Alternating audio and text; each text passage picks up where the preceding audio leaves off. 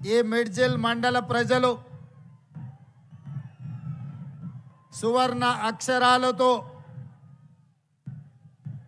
ఒక చరిత్రను లిఖించిన రోజు 20 సంవత్సరాల తర్వాత 2026 సంవత్సరం అదే తారీఖు జూలై 4 నాడు మీ అభిమాన నాయకుడు నా ప్రియ మిత్రుడు జనంపల్లి అనిరుద్ధ్ రెడ్డి జడ్చర్ల ఎమ్మెల్యే గారు ఆత్మీయ సమ్మేళనాన్ని ఏర్పాటు చేసి ఆనాడు మీరు నాటిన మొక్క ఈనాడు తెలంగాణ రాష్ట్రానికి వృక్షమై దశ దిశ నిర్దేశం చేసే అవకాశాన్ని మీరు అందించినందుకు కృతజ్ఞత తెలియజేయడానికి ఇంత అద్భుతమైన సమావేశాన్ని ఏర్పాటు చేసినందుకు మిత్రుడు అనిరుద్ధును మనస్ఫూర్తిగా అభినందిస్తున్నా. ఈ కార్యక్రమంలో నాతో పాటుగా మరో ముఖ్య అతిథులుగా ఉప ముఖ్యమంత్రి వర్యులు మిత్రులు పట్టి విక్రమార్క గారిని, ఈ జిల్లా నుంచి ప్రాతినిధ్యం వహిస్తున్న సహచర మంత్రివర్గ సభ్యులు పెద్దలు జూపల్లి కృష్ణారావు గారిని, ఇదే జిల్లా నుంచి ప్రాతినిధ్యం వహిస్తున్న మరో సహచర మంత్రివర్గ సభ్యులు మిత్రులు వాకిటి శ్రీహరి గారిని, అదేవిధంగా మీ అభిమాన నాయకులు ఈ ప్రాంతంలో శాసనసభ్యుడుగా పార్లమెంటు సభ్యుడిగా మల్లు అనంతరాములు గారి వారసుడుగా ఈనాడు పేదలకు సేవలు అందిస్తున్న నాగర్ కర్నూల్ పార్లమెంట్ సభ్యులు డాక్టర్ మల్లు రవి గారిని, అదేవిధంగా మాజీ పార్లమెంట్ సభ్యులు ప్రభుత్వ సలహాదారులు పెద్దలు జితేందర్ రెడ్డి గారిని, అదేవిధంగా రాజ్యసభ సభ్యులు మిత్రులు వేం నరేందర్ రెడ్డి గారిని, అదేవిధంగా దేవరకద్ర శాసనసభ్యులు మిత్రులు మధుసూదన్ రెడ్డి గారిని, కల్వకుర్తి శాసనసభ్యులు మిత్రులు కసిరెడ్డి నారాయణ రెడ్డి గారిని, షాద్నగర్ శాసనసభ్యులు ఈర్లపల్లి శంకర్ గారిని, నా సొంత గ్రామానికి శాసనసభ్యులైన అచ్చంపేట శాసనసభ్యులు డాక్టర్ వంశీ కృష్ణ గారిని, అదేవిధంగా వనపర్తి శాసనసభ్యులు మేఘారెడ్డి గారిని, పరిగి శాసనసభ్యులు రామ్మోహన్ రెడ్డి గారిని, జూబ్లీ హిల్స్ శాసనసభ్యులు నవీన్ యాదవ్ గారిని, మాజీ శాసనసభ్యులు ఏఐసిసి కార్యదర్శి ప్రియమిత్రులు సంపత్ కుమార్ గారిని, స్పోర్ట్స్ చైర్మన్ శివసేనారెడ్డి గారిని, మరో చైర్మన్ మాజీ ఉమ్మడి జిల్లా పార్టీ అధ్యక్షులు ఒబేదుల్లా కోత్వాల్ గారిని, మరో కార్పొరేషన్ చైర్పర్సన్ సరిత తిరుపతయ్య యాదవ్ గారిని, వివిధ కార్పొరేషన్లకు సంబంధించిన చైర్మన్లు, కాంగ్రెస్ పార్టీకి సంబంధించిన అందరు జిల్లా ఉమ్మడి జిల్లా సీనియర్ నాయకులు, జిల్లా కలెక్టర్లు, పోలీసు ఉన్నతాధికారులు, వివిధ శాఖలకు సంబంధించిన అధికారులతో పాటు నా ప్రాణ సమానులైన మిడ్జిల్ మండల యొక్క సోదరీమణులు వేలాదిగా ఈరోజు ఇక్కడికి తరలి వచ్చి మా సోదరుడు, మా మిత్రుడు, మా సహచరుడు మాతో పాటు గ్రామాలు తిరిగి తండాలు పర్యటించి ఈ ప్రాంత సమస్యలు తెలిసిన మేము ఎప్పుడైనా అన్నా అని పిలుచుకునే మా రేవంత్ అన్న వచ్చిండు కలవాల్సిందే అని చెప్పి నాడు వేలాదిగా మీరు వచ్చి ఒక పక్కన ఉరుములు ఉరిమిన పిడుగులు పడిన ఈ వాన తుఫాన్ అయినా కలిసి తీరవలసిందే, ఈ సమావేశాన్ని దిగ్విజయం చేయవలసిందే అని ఒక గుండె ధైర్యంతో మీరందరు ఇక్కడికి వచ్చినందుకు మనస్ఫూర్తిగా ధన్యవాదాలు, కృతజ్ఞతలు తెలియజేస్తున్నా. మిత్రులారా, మన ప్రాంతానికి ముఖ్యంగా ఈ మేడ్చల్ మండలం కల్వకుర్తి ప్రాంతానికి, అచ్చంపేట ప్రాంతానికి ఒకనాడు గొప్ప నాయకులు, ఈ జిల్లాకు ఒక గొప్ప నాయకత్వ బాధ్యతను నిర్వహించిన చరిత్ర ఉన్నది. నిజాం సర్కార్ నుండి స్వతంత్రం వచ్చిన తర్వాత హైదరాబాద్ రాష్ట్రానికి మొట్టమొదటి ముఖ్యమంత్రిగా మన జిల్లా బిడ్డ బూరుగుల రామకృష్ణారావు గారు మొదటి ముఖ్యమంత్రిగా మన జిల్లాకే అవకాశం వచ్చింది. వారే కాదు, చిన్న వయసులో దక్షిణ భారతదేశం నుంచే తన వాగ్దాటి పటిమ, తనకున్న అపారమైన జ్ఞానాన్ని పార్లమెంటరీ వ్యవస్థలో ప్రజా సమస్యల మీద స్పందించి దక్షిణ భారతదేశం నుంచే ఉత్తమ పార్లమెంటేరియన్గా అతి చిన్న వయసులో గౌరవించబడ్డ కీర్తిశేషులు జైపాల్ రెడ్డి గారు ఈ ప్రాంతం నుంచే ప్రాతినిధ్యం వహించారు. ఆ జైపాల్ రెడ్డి గారిని రాజకీయాల్లోకి రావాలి, శాసనసభ్యుడిగా పార్లమెంట్ సభ్యుడిగా రాణించాలి, రాష్ట్ర కేంద్ర ప్రభుత్వాలలో ప్రతిపక్షంలో రాణించాలి అని ఆయనకు తోడుండి రాజకీయంగా జైపాల్ రెడ్డి గారి ఎదుగుదలను తన చేతుల మీదుగా నడిపించిన త్యాప గోపాల్ రెడ్డి గారు మన మండల వాసి, గుడియాన్పల్లి వాసి. వారు జన్మదినం మొన్ననే 100 సంవత్సరాలు పూర్తి చేసుకున్నాం. అదే కాదు, ఒక మహేంద్రనాథ్ ఈ ప్రాంతం నుంచి ఆదర్శంగా నిలబడ్డ గొప్ప నాయకుడు. అలాంటి త్యాప గోపాల్ రెడ్డి ఈ రాష్ట్రానికి, దేశానికి రాజ్యాంగాన్ని అందించి ఈ దేశంలో ఉన్న పీడితులుగా, తాడితులుగా, దళితులను, గిరిజనులను, ఆదివాసీలను, బలైన వర్గాలను, మైనారిటీలను, మహిళలను పాలితుల నుంచి పాలకులుగా చేసిన డాక్టర్ బాబాసాహెబ్ అంబేద్కర్ యొక్క విగ్రహాన్ని ఈనాడు మనం ఆవిష్కరించుకోవడం జరిగింది. ఈ పర్యటన, ఈ గెలుపు నాది కాదు.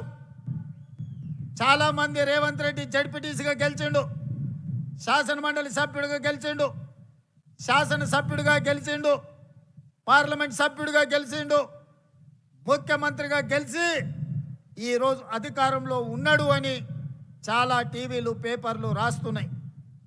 కానీ నేను ఒక్క మాట వినయంగా విజ్ఞప్తి చేయదలుచుకున్నా.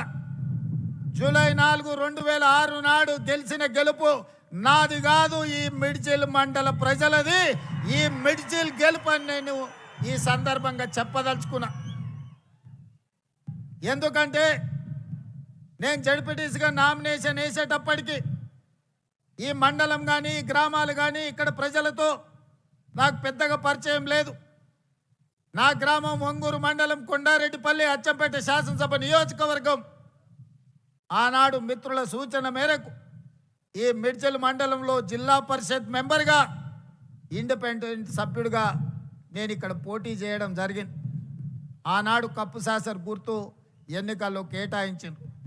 కానీ అదే ఇక్కడ డాక్టర్ వైఎస్ రాజశేఖర రెడ్డి గారు మిత్రుడు రబ్బానీని జడ్పీటీసీ సభ్యుడిగా పెట్టి జిల్లా పరిషత్ చైర్మన్ చేయడానికి ఒక కాంగ్రెస్ సీనియర్ నాయకుడిని, జిల్లా పరిషత్ చైర్మన్ కాగలిగిన అభ్యర్థిని ఇక్కడ ఎన్నికల్లో పెట్టినా ఆనాడు మీరేం ఆలోచన చేసిండ్రో, ఆనాడు ఎందుకు మీరందరూ ఉప్పెనై నిర్ణయం తీసుకున్నారో, ఆనాడు ఒక యువకుణ్ణి మొదటిసారి మీ గ్రామాలకు, మీ ఇంటికి వచ్చిన ఒక యువకుని జిల్లా పరిషత్ మెంబర్గా మీరు ఆశీర్వదించిండ్రు అని అంటే మీ ఆలోచనలు, మీ నిర్ణయం గొప్ప నిర్ణయం అని చెప్పి ఈరోజు నిరూపించబడ్డది. అందుకే ఆనాడు గెలుచుంటే మిత్రుడు రబ్బాని జిల్లా పరిషత్ చైర్పర్సన్ అయి ఉండేవాడని ఇంతకుముందు మా మిత్రుడు పట్టి విక్రమార్క గారు నాకు గుర్తు చేసింది. నేను ఉప ముఖ్యమంత్రి గారికి ఒక సూచన చేస్తున్నా. నా వల్ల ఎవరికైనా ఎంతో కొంత సాయం కావాలి, నా వల్ల ఊరుకు మండలానికి ప్రయోజనం చేకూరాలి, నా వల్ల ఎవరికి నష్టం కష్టం రాకూడదనేదే నా ఆలోచన, నా ఆశయం. అందుకే ఉప ముఖ్యమంత్రి గారికి, జడ్చర్ల శాసనసభ్యుడికి, పార్లమెంట్ సభ్యుడు మల్లు రవి గారికి ఒక విజ్ఞప్తి చేస్తున్నా. ఆనాడు నా మీద ఓడిన రబ్బానికి ఈనాటి ప్రభుత్వంలో ఒక మంచి బాధ్యత ఇవ్వండి. ఎందుకంటే సర్పంచ్గా, సింగిల్ విండో చైర్మన్గా, బ్లాక్ కాంగ్రెస్ ప్రెసిడెంట్గా ఈ ప్రాంత ప్రజలకు దాదాపుగా 35 సంవత్సరాలు రబ్బాని సేవలు అందించండు. మరి ఆనాడు అనుకోని పరిస్థితుల్లో రబ్బాని గారు ఓటమి చెందిరు, నేను గెలిచిన. మరి ఈనాడు మీరు నేను అతనికి అవకాశం ఇవ్వడానికి మన చేతిలో బాధ్యత ఉన్నది. అందుకే మీరు బాధ్యత తీసుకోవాల్సిందిగా మా ఉప ముఖ్యమంత్రి వర్యులు బట్టి విక్రమార్క గారికి నేను సూచన చేస్తున్నా. అదేవిధంగా మిత్రులారా, ఆనాడు జడ్పీటీసీగా నాతో పాటు పనిచేసిన ఎంపీటీసీలు, సర్పంచులు వాగులు దాటడానికి, వాగుల్లో ఇసుక దొంగలిస్తుంటే వాగులు దాటేటప్పుడు మనుషులు కొట్టుకుపోయి చచ్చిపోయినారు. చాలా గ్రామాలకు రోడ్లు లేవు, చాలా గ్రామాలలో అభివృద్ధి లేదు. ఆనాడు ఉమ్మడి మహబూబ్ నగర్ జిల్లాలో ఈ మిడ్చల్ మండలాన్ని, అదేవిధంగా గద్వాల శాసనసభ నియోజకవర్గంలో గట్టు మండలాన్ని డార్క్ మండలాలుగా ప్రకటించారు. డార్క్ మండలాలంటే 360 డిగ్రీస్ వెనుకబడి విద్య కానీ, వైద్యం కానీ, తాగునీరు కానీ, సాగునీరు కానీ, విద్యుత్తు కానీ ఎలాంటి సౌకర్యాలు లేని అత్యంత వెనుకబడిన ప్రాంతాలను డార్క్ మండలాలుగా, భూమిలో ఉండే నీళ్లు కూడా అందుబాటులో లేని మండలాలను డార్క్ మండలాలుగా ప్రకటించారు. మరి అత్యంత వెనుకబడిన మండలమైన ప్రజలు చైతన్యంతో చీకటి మండలంగా పిలువబడే ఈ మండలం, ఆ చీకట్లో నుంచి ఒక వెలుగు రేఖ రావాలి, మా జీవితాలు, మా తలరాతలు మార్చాలి, మా మండలం బాగుపడాలి అని 2006లో తీసుకున్న నిర్ణయం ఈనాడు తెలంగాణ రాష్ట్ర ముఖ్యమంత్రిగా ఒక అవకాశం నాకు వచ్చింది. మరి మండలానికి కృతజ్ఞత చెల్లించాల్సిన బాధ్యత నా మీద లేదా? అందుకే సహచర మంత్రివర్గ సభ్యుల్ని అనుమతి తీసుకొని ఈ మండలంలో ప్రతి గ్రామానికి అభివృద్ధి చేరాలి. ఈ మండలంలో ఉండే ప్రతి వాడు, అరే మేము ఆ రోజు మా ఇంటికి వచ్చిన మా సోదరుడు, మా ఊరికి వచ్చిన మా బిడ్డ ఈరోజు తెలంగాణ రాష్ట్రంలో ప్రభుత్వాన్ని నడిపించే బాధ్యత నిర్వహిస్తున్నాడు, మాకు సహాయం అందుతుందని మన వైపు చూస్తున్నారు. అందుకే నిస్సహాయాలుగా ఈ మండలం నిలబడడానికి వీల్లేదు. ఈ మండలం అభివృద్ధి జరగాలి, ఈ మండలం ఈ జిల్లాకి ఆదర్శంగా నిలబడాలి. అందుకే ఉప ముఖ్యమంత్రి గారికి ప్రత్యేకంగా నేను విజ్ఞప్తి చేస్తున్నా, ఈ మండలాన్ని మీరు దత్తత తీసుకొని ఇక్కడ జరగాల్సిన అభివృద్ధి కార్యక్రమాలను మీరు నిరంతరం నా మిత్రుడిగా పర్యవేక్షించాల్సిన బాధ్యత మీరు తీసుకోండి అని చెప్పి నేను కోరుకుంటున్నా. ఇంతకంటే ఈ ప్రజలకు నేను చేయగలిగింది ఏమీ లేదు. నాకు బాధ్యత వచ్చి ఉండొచ్చు, నేను ఎమ్మెల్సీ అయి ఉండొచ్చు, 2 సార్లు ఎమ్మెల్యే అయి ఉండొచ్చు, ఒకసారి పార్లమెంట్ సభ్యుడు అయి ఉండొచ్చు, Congress party working president, Congress party president, ఈనాడు మీ అందరి సహకారంతో తెలంగాణ రాష్ట్ర ముఖ్యమంత్రిగా బాధ్యతలు నిర్వహిస్తున్నా. ఇంతకంటే ఈ రాష్ట్రంలో కాంగ్రెస్ పార్టీ దగ్గర, తెలంగాణ ప్రజల దగ్గర నాకు అవకాశం ఇవ్వడానికి, నాతో పనులు చేయించడానికి వాళ్ళ దగ్గర ఇంకా ఏమీ లేదు ఇవ్వడానికి. వాళ్ళు ఉన్నదంతా సర్వం నాకు ఇచ్చిండ్రు, ఇవాళ నన్ను పెంచి పోషించిండ్రు. అందుకే ఆనాడు మొక్క నాటిన ఈ మండలానికి మిడ్జిల్ని తీర్చిదిద్దాల్సిన బాధ్యత నా మీద ఉన్నది. వీళ్ళ సోదరుడుగా ఈ మండలాన్ని అభివృద్ధి పదం వైపు నడిపించాల్సిన, అభివృద్ధి చెందిన మండలంగా, ఇది డార్క్ మండలం కాదు. ఈ ప్రాంత ప్రజలకి వెలుగు రేఖలు వచ్చినాయి, ఈ ప్రాంతం అభివృద్ధి చెందింది అని చెప్పి ప్రభుత్వ లెక్కలలో తేలాలి.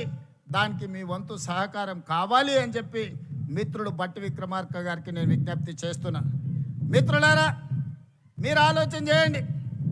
ఎమ్మెల్సీగా, ఎమ్మెల్యేగా 2 సార్లు, పార్లమెంట్ సభ్యుడిగా ఈ 20 సంవత్సరాలు 2006 జూలై 4న మీరు బాధ్యత ఇస్తే 20 ఏళ్ళల్లో ఏ ఒక్క రోజు నేను సెలవు తీసుకోలే. నా స్వార్థ ప్రయోజనానికి నాకు ఇచ్చిన అవకాశాన్ని దుర్వినియోగం చేయలేదు. ఏది చేసినా ప్రతిపక్షంలో ఉంటే ప్రశ్నించే గొంతునై ప్రజా సమస్యల కోసం కొట్లాడిన, అధికారం వస్తే పరిపాలనలో సంక్షేమంతో పాటు అభివృద్ధితో పాటు దీర్ఘకాలికంగా సమాజాన్ని పట్టి పీడిస్తున్న సమస్యల్ని శాశ్వత పరిష్కారం చూపించే ప్రయత్నం చేసిన. ఆనాడు నాతో పనిచేసిన ఎంఆర్పిఎస్ మిత్రులు చాలా మంది ఉన్నారు. 40 సంవత్సరాల వర్గీకరణ రావణ కష్టాన్ని నాకు అవకాశం వచ్చిన వెంబడే ఈరోజు మాదిగ ఉపకులాల వర్గీకరణ చేయడం జరిగింది. అదేవిధంగా మా బలైన వర్గాల సోదరులు గొర్రెలకు, బర్రెలకు, చివరికి కోడి పిల్లలకు కూడా ఈ రాష్ట్రంలో, ఈ దేశంలో లెక్కలు ఉన్నాయి. మరి 50% ఉండే మా బలహీన వర్గాల లెక్కలు ఈ దేశంలో ఎందుకు పెట్టరు, ఎందుకు లెక్క గట్టరు అని అడిగితే 100 ఏండ్ల సమస్య. ఆనాడు 1931 బ్రిటిషర్స్ లెక్క పెడితే 100 ఏళ్ల బలహీన వర్గాల లెక్కలు పెట్టిన ప్రభుత్వమే లేదు. మా మిత్రుడు బట్టి విక్రమార్క గారి నేతృత్వంలో 100 ఏళ్ల సమస్యకు జనగణనలో కులగణన చేసి ఎవరు ఎంతున్నారో లెక్క తేల్చడమే కాదు, లెక్క ప్రకారం వాళ్ళ వాటాలు వాళ్ళకి ఇవ్వాలి, వాళ్ళ సంక్షేమం, వాళ్ళ అభివృద్ధి వాళ్ళకి చేర్చాలి అని ఆ సమస్యకు శాశ్వత పరిష్కారం చూపించింది మన ప్రభుత్వం, ప్రజా ప్రభుత్వం. మిత్రులారా, మీరు అవకాశం ఇచ్చినందుకు ఈ దీర్ఘకాలికమైన సమస్యల్ని మనం పరిష్కరించుకోగలిగినాం. చాలామంది ఏం చేస్తాడయ్యా, అచ్చంపేట అడవుల్లో నుంచి వచ్చిండు, ఆయన గతం అనుభవం లేదు, ఆయన ప్రభుత్వాన్ని నడపలేదు, వాళ్ళ తాత ముత్తాతలు దొరలు కాదు, వాళ్ళ గడీలు లేవు, ప్రజల మీద పెత్తనం చెలాయించేది ఆయనకు రాదు అని అవహేళన చేసిరు. నేను ఒక్క మాట చెప్పదలుచుకునే వేదిక మీద నుంచి, నేను పుట్టింది గ్రామంలో అన్ని కులాలు, అన్ని మతాలను, అన్ని సమస్యల్ని, ప్రతి పేదవాడి కష్టాన్ని చూసుకుంటూనే నేను పెరిగిన. వ్యవసాయం తెలుసు, దుక్కి దున్నడం తెలుసు, ఇత్తనం వేయడం తెలుసు, భూమికి విత్తనానికి ఉన్న బంధం ఏందో పేదవాడికి, పరిపాలన చేసేవాడికి ఉండవలసిన అవగాహన ఏదో అవగాహనతోని గ్రామీణ ప్రాంతంలో పెరిగిన. రాష్ట్రం అంటే, దేశం అంటే ఎక్కడో లేదు, గ్రామాల సమూహమే తెలంగాణ రాష్ట్రం.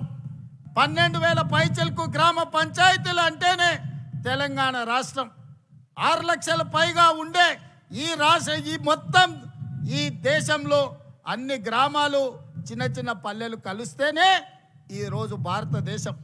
సమస్యలు ఎక్కడుంటాయి, సమస్యలు ఎక్కడ పరిష్కరించాలి, ఈ అవగాహన గడీలలో ఉన్న దొరలకు లేకపోవచ్చు. గ్రామంలో సమస్యలు పరిష్కారం అయితే మండలం పరిష్కారం అయినట్టే, మండలంలో సమస్యలు పరిష్కారం అయితే నియోజకవర్గంలో పరిష్కారం అయినట్టే, నియోజకవర్గాలలో పరిష్కారం అయితే జిల్లాలో పరిష్కారం అయినట్టే, జిల్లాల సమస్యలు పరిష్కారం అయితే రాష్ట్ర సమస్యలు పరిష్కారం అయినట్టే, అన్ని రాష్ట్రాలలో సమస్యలు పరిష్కారం అయితే దేశం అభివృద్ధి చెందినట్టే. ఇప్పుడు చెప్పండి మిత్రులారా, కొండారెడ్డిపల్లిలో దళితులు, గిరిజనులు, బలహీన వర్గాలు, మైనారిటీలు, మహిళలు, పేదవాడి మధ్యలో పెరిగిన నేను, పేదల సమస్యలు తెలిసిన నేను ఆ సమస్యకు పరిష్కారం కనిపెట్టలేనా, పరిపాలన నేను అందించలేనా? పాలమూరు బిడ్డలు పరిపాలనకు పనికిరారా?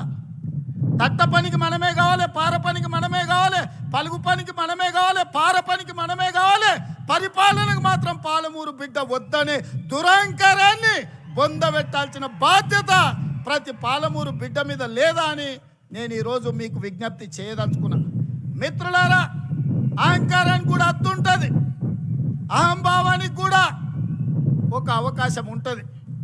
అహంకారం, అహంభావం పెట్టేగిపోయి గద్దరన్నను గడీల ముందల 4 గంటలు ఎర్రటెండ కూర్చోబెట్టినోని ఇవాళ మనం క్షమించాలనా? ఇవాళ ఒక్కసారి ఆలోచన చెయ్యండి.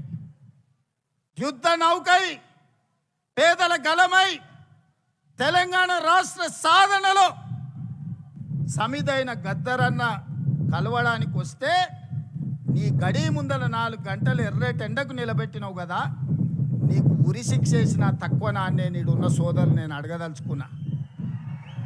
ఇవాళ నేను మిమ్మల్ని అడుగుతున్నా, ఈ ప్రభుత్వంలో అడిగిన వాళ్లకు రేషన్ కార్డు ఇచ్చిన మాట వాస్తవం కాదా? రేషన్ కార్డు ఉన్న ప్రతి వాడికి సన్న బియ్యం ఇచ్చిన మాట వాస్తవం కాదా? ఆనాడు 4.5 లక్షల ఇందిరమ్మ ఇల్లు నియోజకవర్గానికి 3,500 ఇండ్లు ఇచ్చిన మాట వాస్తవం కాదా? ఇవాళ అదనంగా మళ్ళీ 2,000 ఇండ్లు మంజూరు చేసిన మాట వాస్తవం కాదా ప్రతి నియోజకవర్గానికి? అదేవిధంగా 200 యూనిట్లు ఉచిత కరెంటు, ఆడబిడ్డల ఆర్టీసీలో ఉచిత ప్రయాణం, 21,000 కోట్ల రూపాయల రైతు రుణమాఫీ, 36,000 కోట్ల రూపాయల రైతు భరోసా, 80,000 కోట్ల రూపాయలు ఒట్లు కొనడానికి నిధులు ఖర్చు పెట్టి ఉచిత విద్యుత్తు కోసం 30,000 కోట్ల రూపాయలు వ్యవసాయానికి బట్టి గారు ఖర్చు పెట్టిన మాట వాస్తవం కాదా? 1,76,000 కోట్ల రూపాయలు ఈ చివరి ఇప్పుడు వేసే రైతు భరోసాతోని ఈ 30 నెలల్లో మా ప్రభుత్వం ఖర్చు పెట్టింది. సరాసరిన 5,600 కోట్లు ప్రతి నెల మేము ఖర్చు పెడితే 10 ఏళ్లలో మీరు ఖర్చు పెట్టింది ఏందో లెక్కలు తేల్చండి. మొన్నటికి మొన్న మా జూపల్లి గారు సవాలు విసిరిండ్రు. 70,000 కోట్ల రూపాయల అప్పున్న రాష్ట్రాన్ని మిగులు బడ్జెట్ 16,000 కోట్ల రూపాయలతో మీకు అప్పచెప్తే 8,21,000 కోట్ల రూపాయల అప్పులు చేసిరు. 20 లక్షల కోట్ల రూపాయల బడ్జెట్ మీ చేతులకు వచ్చింది. నేను అడుగుతున్న చంద్రశేఖర్ రావు గారిని, సంవత్సరానికి 2 లక్షల డబుల్ బెడ్రూమ్ ఇల్లు కట్టినా 10 ఏళ్లలో 20 లక్షల పేదలకు ఇల్లు కట్టించేవాళ్ళు. నేను ఇక్కడికి వచ్చిన మా అక్కల్ని మా సోదరుని అడుగుతున్నా, మీ ఊర్లలో కేసీఆర్ ఎవరికైనా డబుల్ బెడ్రూమ్ ఇల్లు ఇచ్చిండా? దళితులకు 3 ఎకరాల భూమి ఇచ్చిండా? ఇంటికో ఉద్యోగం ఇచ్చిండా? 1,000 ఎకరాలకు నీళ్లు వారిచ్చిండా? 1,00,000 కోట్లు పెట్టి కట్టిన కాళేశ్వరం 3 ఏళ్లలో కూలేశ్వరం అయ్యింది. 1,00,000 కోట్లు గోదావరి పాలైనాయి. ఇది కేసీఆర్ పరిపాలన. ఇవాళ వాళ్ళ కొడుకు వాళ్ళ అల్లుడు గల్లీ గల్లీ తిరుగుతున్నారు, గద్దల్లాక ఊరు మీద తిరుగుతున్నారు. రావాలి రావాలి అని. ఎవరయ్యా రావాలి అని నేను అడిగిన. అంటే పాపాల భైరవుడు ఫామ్ హౌస్లో బంధించిన పాపాల భైరవుడు మళ్ళా బయటికి రావాలని. తెలంగాణ ఉద్యమంలో అప్పులను, తప్పులను, అబద్ధాలను తెలంగాణ రాష్ట్రం కోసం ప్రజలు మన్నించారు. తెలంగాణ రాష్ట్రం వచ్చినాక 10 ఏళ్ళు అధికారం ఇచ్చిండ్రు. 10 ఏళ్లలో ఆయన చేసింది ఇసుక దోపిడీకి అడ్డం పడ్డ నేరళ్ళ దళితులను లారీలు ఎక్కి తొక్కిచ్చిండు. పండించిన పంటకు గిట్టుబాటు ధర అడిగితే ఖమ్మం జిల్లాలో గిరిజనులకు బేడీలేసి జైల్లోకి తీసుకెళ్ళాడు. ప్రశ్నాపత్రాలు ప్రభుత్వ ఉద్యోగాల కోసమే ఉద్యమం జరిగితే గ్రూప్ 1 పబ్లిక్ సర్వీస్ కమిషన్ లక్షలాది రూపాయలతోని 100 కోట్లు కొల్లగొట్టి ప్రశ్నాపత్రాలు పల్లి బఠానీలలాగా అమ్ముకున్నారు. ఇల్లు ఇయ్యలే, పెన్షన్ ఇయ్యలే, నిధులు ఇయ్యలే, నీళ్ళు ఇయ్యలే, నిరుద్యోగ యువకులకు ఉద్యోగాలు ఇవ్వలే. మరి ఎందుకయ్యా వీళ్ళు ఇంతగానం రావాలి రావాలి అంటుర్రు? ఒక్కసారి మా సోదరులను ఆలోచన చేయమని అడుగుతున్నా. ఎందుకంటే అల్లుని మంత్రి చేసిండు, కొడుకుని మంత్రి చేసిండు, బిడ్డని ఎంపీని చేసిండు, ఓడితే ఎమ్మెల్సీ చేసిండు. ఆయన సుట్టపు సడ్డకుని కొడుకు మందులు అందిస్తాడని రాజ్యసభ చేసిండు. వాళ్ళ చుట్టాలని దయాకర్రావును, వినోదరావును, కృష్ణారావును కావాల్సిన వాళ్ళందరినీ మంత్రులను చేసిండు. ఓడిపోతే ప్రభుత్వ సలహాదారులను చేసిండు. అందుకే వాళ్ళు తాపత్రపడుతురా, గుండెలు బాదుకుంటున్నారు, రావాలి రావాలి మా పాపాల భైరవుడు రావాలి అని. ఆ పాపాల భైరవుడు నీకు టీవీ ఇచ్చిండు చూపించుకోవడానికి, రాసుకోవడానికి పేపర్ ఇచ్చిండు, అబద్ధాలు చెప్పడానికి వినడానికి భజన పరులను ఇచ్చిండు. అందుకోసం వాళ్ళు రావాలంటారు. మరి నేను అడుగుతున్నా, ప్రజాపాలన ఎందుకు పోవాలి? మా యువకులకు నేను సూచన చేస్తున్నా, పెళ్ళికి పోయినా, సావుకు పోయినా, దావత్కు పోయినా, బీర్ షాప్కు పోయినా, బార్ షాప్కు పోయినా, కళ్ళు దుకాణానికి పోయినా ఏడికి పోయినా చర్చ పెట్టుర్రు. ఈ ప్రజాపాలన పోవాలి ఎందుకు, ఫామ్ హౌస్లో బందీ అయిన పాపాల బైరోడు రావాలి ఎందుకు అని చర్చ పెట్టుర్రు.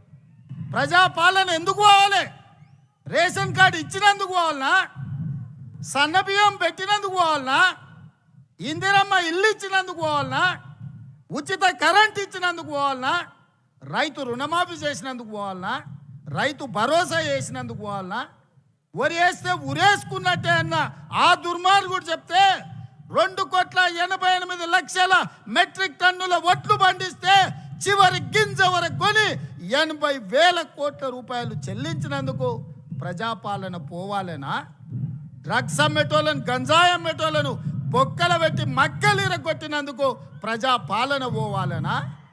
మీరు వస్తే ఏం చేస్తారే, ఫామ్ హౌస్లలో అమ్మిన గంజాయి డ్రగ్స్ ఇవాళ రైతు బజార్లలో పెట్టి అమ్ముతారా?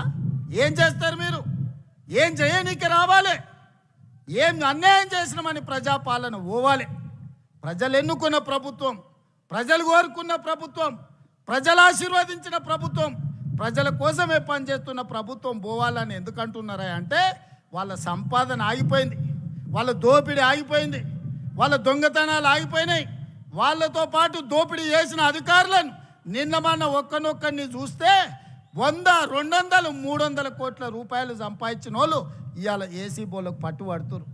ఎక్కడదా ఈ సొమ్ము? ప్రజలను దోసుకున్నది కాదా? గజ్వేల్ ఎర్రవల్లిలో 1000 ఎకరాల ఫామ్ హౌస్ ఎక్కడి నుంచి వచ్చింది? నీ తాతలు ముత్తాతలు ఇచ్చిందా? 4 కోట్ల తెలంగాణ ప్రజలని దోసుకున్నదా? నీ కొడుకు జన్వాడల 100 ఎకరాల ఫామ్ హౌస్ వచ్చింది. నీ అల్లుడు హరీష్ రావుకు 50 ఎకరాలు మోయినాబాద్ల ఫామ్ హౌస్ వచ్చింది. నీ బిడ్డ కల్వకుంట్ల కవితకు శంకర్పల్లిల 25 ఎకరాల ఫామ్ హౌస్ వచ్చింది. నీ సడ్డకుని కొడుకు సంతోష్రావు లెక్కలైతే ఇక చెప్పేటట్టనే లేదు. ఎక్కడికి వెళ్ళి వచ్చినాయి 10 ఏళ్ళ? ఎక్కడివి ఆస్తులు? ఏడ సంపాదించారు? ఏం వ్యాపారం చేసిర్రు? ఎక్కడి నుంచి వచ్చిన ఈ సంపద, ఈ వజ్ర వైదూర్యాలు, ఈ బెంజు కార్లు ఎక్కడి నుంచి వచ్చినాయి? తెలంగాణ అప్పుల పాలైంది, రైతులు ఆత్మహత్యలు చేసుకుంటున్నారు, నిరుద్యోగ యువకులకు ఉద్యోగాలు రాలేదు. మా ఆడబిడ్డలు బతుకమ్మ చీరలు ఇస్తే కూడా అందులో కమిషన్లు కొడితే ఆ చీరలు తీసుకుపోయి పొలాల కాడ పిట్టలను బెదిరియనికే కట్టే పరిస్థితి. దుర్మార్గుడా, నీచుడా, బతుకమ్మ చీరలు ఆడబిడ్డలకి ఇచ్చే చీరలు కూడా వదలలేదు నీ దోపిడీకి. అందుకోసం నువ్వు రావాలనా? నువ్వు రాష్ట్రాన్ని 8,21,000 కోట్ల రూపాయల అప్పుల పాలు చేసినావు కదా, మరి మీరు 1,00,000 కోట్ల అధిపతులు ఎట్లయిరో లెక్క చెప్పమని నేను అడుగుతున్నా. అడగమని మా సోదరులను అడుగుతున్నా, మా జంజీ పిల్లల్ని నేను చెప్తున్నా. మీరు ఆలోచన చేయండి. 10 ఏళ్ళల్లో 1,00,000 కోట్లు కేసీఆర్ ఎట్లా సంపాదించిండు? 8,21,000 కోట్లు తెలంగాణకు అప్పులు ఎట్లా మిగిలినాయి? ఆస్తులు ఐశ్వర్యాలు కేసీఆర్కి ఎట్లొచ్చినాయి? అప్పులు తప్పులు మనకెట్లొచ్చినాయి? ఒక్కసారి ఆలోచన చేయండి. ఈ అప్పులు తప్పులు చేసినాడు మళ్ళీ వస్తే ఇంతకుముందే మా అనిరుద్ధ్ చెప్పాడు, ఎందుకయ్యా వాడు వచ్చేది, నేను నా భార్య మాట్లాడుకుంటూ వింటాడా, వాడు అసలు మనిషా పశువా అని అడుగుతుండు. మా అమ్మ మా కోడలతోనో లేకపోతే మాతోనే మాట్లాడుకుంటే గాజోలి కూడా వింటాడా అనే, గింతకంటే దుర్మార్గుడు ఎవడని ఉంటాడా అని మా ఎమ్మెల్యే అడుగుతున్నాడు. నేను అడగదలుచుకున్నా, రాజకీయ నాయకుల మాటలు విన్నాడంటే అర్థం ఉంది, అధికారుల మాటలు విన్నాడంటే వానికి అక్కడికి వచ్చిందేమో అనుకున్నాం. ఆడబిడ్డల మాటలు వినేటోడు వాడు అసలు మనిషేనా? ఒక్కసారి ఆలోచన చేయండి. ఒక్కసారి ఆలోచన చేయమని మా అక్కల్ని అడుగుతున్నా. ఇవాళ మా ఇందిరమ్మ చీరలు ఇస్తే పండుగ పూట నాడు చీర పెడితే మా తమ్ముడు సారె పెట్టిండని మా అక్కలందరూ కట్టుకొని ఆశీర్వాదానికి వచ్చారు. మా అక్కల్ని అడుగుతున్నా, మీ ఇంటాయనతో మీరు మాట్లాడుకుంటే ఎవడన్నా మీ ఫోన్ వింటే ఎంత బాధ అవుతుందో ఒక్కసారి ఆలోచన చేయరు. ఇవాళ మన ఫోన్లీననికి రావాలనా? ఎందుకు రావాలి? ఆయన ఉద్యోగం ఇచ్చిర్రు కదా ఎమ్మెల్యేగా, అసెంబ్లీకి మాత్రం రాడంట, ప్రజల తరఫున మాట్లాడాడంట, ప్రజా సమస్యల గురించి ప్రస్తావించాడంట. అధికారంలోకి వస్తే మాత్రం దోసుకోవడానికి వస్తాడంట, దొంగతనం చేయడానికి వస్తాడంట. అందుకే నేను మొన్న చెప్పినా ఇవాళ చెప్తున్నా, అరుంధతి సినిమాలో పశుపతిని ఎట్లయితే బూత్ బంగళాలో బంధించిన గొలుసులు పెట్టి ఈ పాపాల బైరోడుని ఫామ్ హౌస్లో 4 కోట్ల తెలంగాణ ప్రజలు గొలుసులేసి కట్టేసిండ్రు. అక్కడే కుంగి కృషించి పోవాలి తప్ప అధికారం అనేది మీకు కలలో మాట.